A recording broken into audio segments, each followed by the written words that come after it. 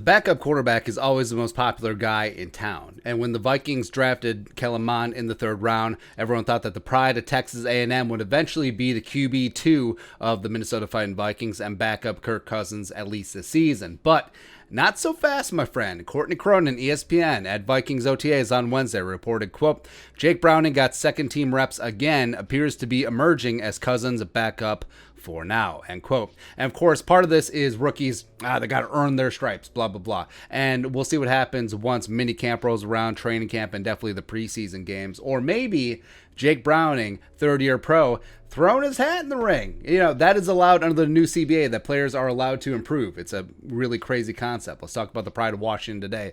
Background, 25 years young, 6'2", 211, former four-star recruit coming out of Folsom, California. Out of Folsom Prison. A two-time Mr. Football in the state of California, which is impressive because that's a big state. Came to Seattle and started right away for the Huskies. 4-year starter, the most wins in Pac-12 history.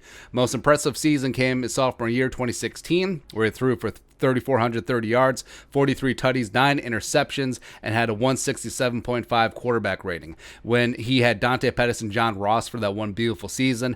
First team All Pac-12, Pac-12 Offensive Player of the Year, 6th in the Heisman. He would have been a first-round pick if he was able to declare as a sophomore in the 2017 draft. That was the one that had Trubisky, Ponder, and Mahomes and Watson. His final 2 years in Washington were pretty meh. He also had shoulder surgery. He didn't have a cannon arm to begin with, but he noticeably lost some velocity. Lance Zierlein graded him out as a UDFA. Here's his report. Accomplished 4-year starter who was the school's all-time leading passer and winner of 2 conference championships. Even with those accolades, Browning is a college game manager whose success is tied to his talent at receiver.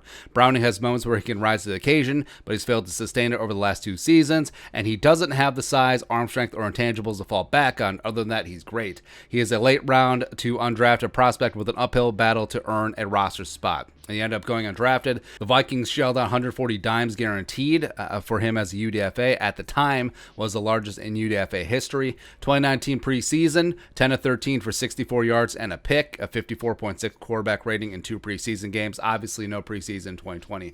Now, we're clearly bullish on Kellen Mond long term, but it wouldn't be insane if they kept the rookie as the quarterback 3 his entire rookie year. I mean, look at Jordan Love, who was a first-round pick by the Packers. He was a healthy scratch all 16 games last season. And we've heard from people that we trust that last year Gary Kubiak loved him some Jake Browning in training camp, and maybe that trickles down to junior Clint Kubiak, the new Vikings OC.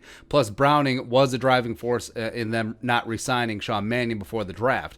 And Browning, still does not have a hose. He's not going to be confused with Kellen Mond in terms of arm strength anytime soon, but he's a smart leader. He's accurate with the football, and that can get you a decent ways in terms of being a backup quarterback in this league. But I think that probably is going to be his ceiling. Maybe he'll be a high-end backup. Maybe he'll go on a journey, a 10, 15-year career, just always cashing checks. But that's fine. That's a damn good living, man. And if alien abductions go down, knock on wood, and if poop really does hit the fan this year, we'll see if the team has more faith in the third-year Jake Browning or the rookie Kellen Mond. But like we said, long ways to go. Rest of OTAs, mini camp next week, and they got training camp, and glorious preseason. Let's go. But as of right now, Jake Browning has the inside track. But your thoughts? Could Browning HODL the QB2 job? Let us know in the comments section below. Subscribe for daily Vikings takes. I'll support that work. Post on the Venmo. But until next time, Skol, production value.